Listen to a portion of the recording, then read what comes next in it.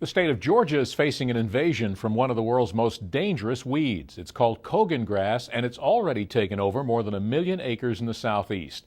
Till recent years, Georgia had been free of the weed, but as the Monitor's Michael Edmondson explains, an effort is now underway to eliminate what's already here and to keep it from returning. The Georgia Forestry Commission, the University of Georgia, and Georgia Farm Bureau have joined with other agricultural groups and state agencies to fight the spread of Cogongrass. During a meeting held at the Jones Ecological Research Center in Baker County, the groups signed a memorandum of understanding to establish Georgia as a cooperative weed management area for Cogongrass detection and suppression. There's a good reason such action is necessary. That's absolutely right. Cogongrass has an incredible fire potential, and that not only threatens wild areas, but it also threatens people's property and really even potentially people themselves. The roots form a dense mat that doesn't allow any kind of other vegetation to get reestablished. So essentially, unlike kudzu, you can create a desert of pure Cogongrass. It has no value to wildlife or foraging animals. It just completely transforms where it gets established. This is Cogongrass, and you see what happens when it takes over an area. It completely chokes out all of the other vegetation. The general consensus is that Cogongrass came to the U.S. from Asia in material imported at Mobile, Alabama. From there it spread mostly unintentionally to the land around Mobile.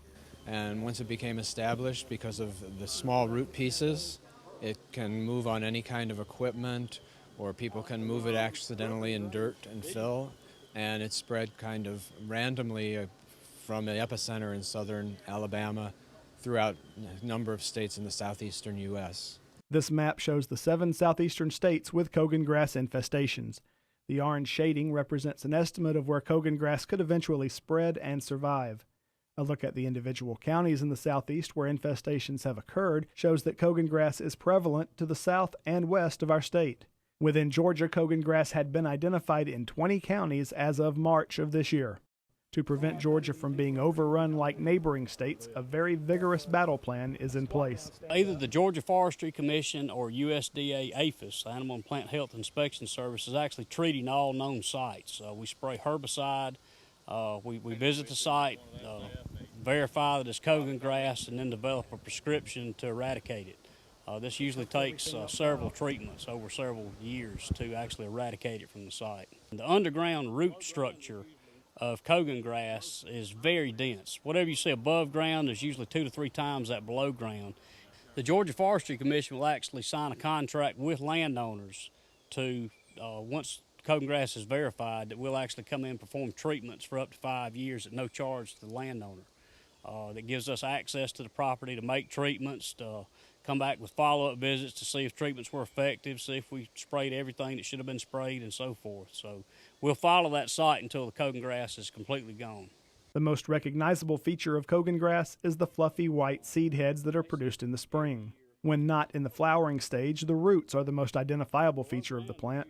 Cogongrass has sharp-pointed, scaly rhizomes with a very dense root system. It also tends to grow in a circular pattern. I guess if anybody thinks they may have Cogongrass, the best thing to do is call the Georgia Forestry Commission or the University of Georgia Extension agent in that county. The organizations signing the Memorandum of Understanding to fight Cogongrass understand the dangers the weed presents.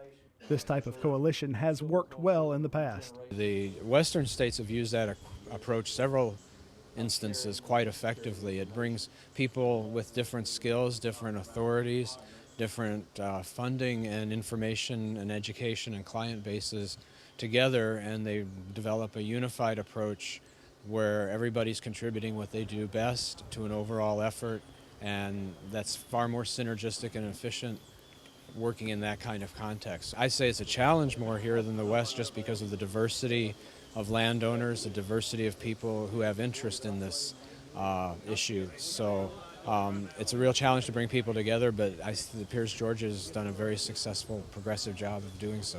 Pictures, identification characteristics, and other information about Cogongrass can be found online at cogongrass.org. For the Georgia Farm Monitor, I'm Michael Edmondson.